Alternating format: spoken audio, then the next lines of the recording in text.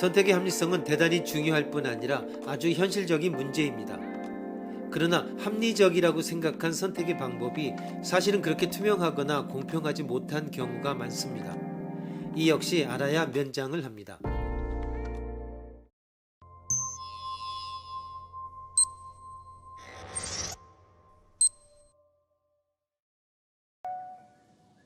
다음 글에서 나타난 문제점을 해결할 수 있는 방안을 말해보시오. 예를 들어 정권이 바뀌기를 원하는 사회 구성원들이 있다. 그리고 집권 여당에는 A라는 후보가 있다.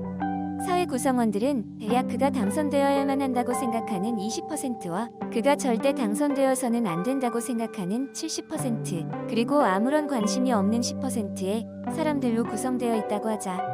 관심이 없는 10%의 표는 이 후보자 전원에게 똑같이 나누어지는 것으로 가정한다.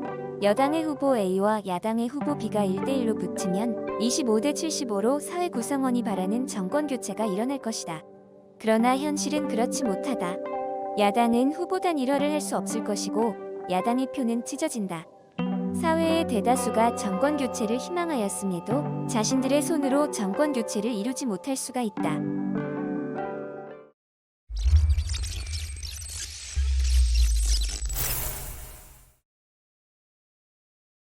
가능한 모든 대안 중에서 구성원이 가장 원하는 사람을 뽑았기에 그것이 최상의 결과가 아니냐고 반문할 수도 있습니다.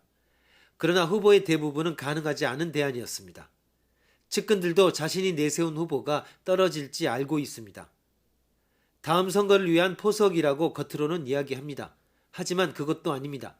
단지 그들은 후보를 늘림으로써 사회 구성원들의 진정한 선호가 투표에 반영되는 것을 막고 있을 뿐입니다.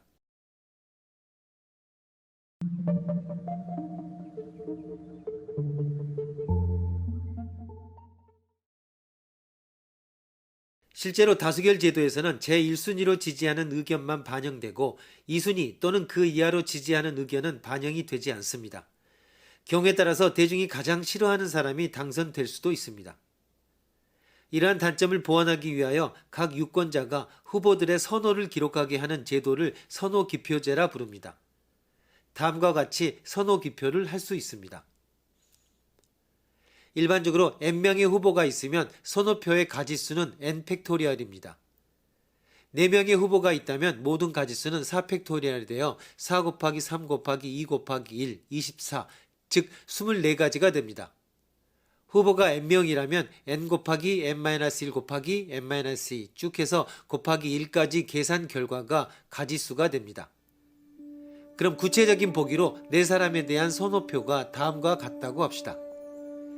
이 표를 보면 38%가 박성인을 1순위로 지지하였지만 나머지 62%가 박성인을 가장 싫어한다는 것을 알 수 있습니다. 다수결 제도의 문제점을 잘 나타내주는 보기입니다.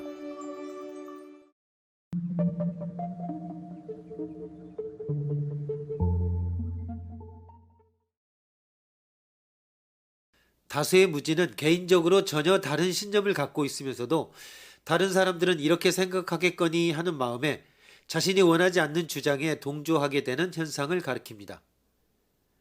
노조원들이 쉽게 과격한 투쟁에 동참하게 되는 것, 투표장에 가면 원래 생각과 전혀 다른 후보를 찍고 나오게 되는 것, MT 가서 술을 안 마시면 남들이 비웃을까봐 모든 사람이 모주망태가 되어버리는 것 등이 모두 이런 심리 현상 때문입니다. 이러한 다수의 무지 현상은 국가의 정책을 좌지우지할 때 더욱 심각한 결과를 초래합니다. 미국산 쇠고기의 국내 시장 점유율이 최근 이미 30%를 넘어섰지만 미국산 쇠고기 전문이라는 광고를 내건 식당은 이내 문 닫기 십상입니다. 가정 내에서는 소비가 늘었지만 남에게는 미국산 쇠고기를 먹는다는 사실을 드러내기 싫은 것입니다.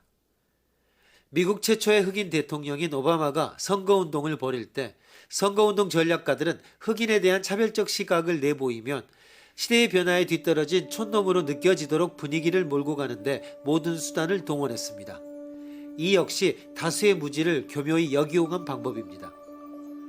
원래 다수의 무지 현상은 미국 심리학자들에 의해 명명되었지만 지역 감정 등 우리나라의 잘못된 집단 심리를 묘사하는 데 맞기도 합니다.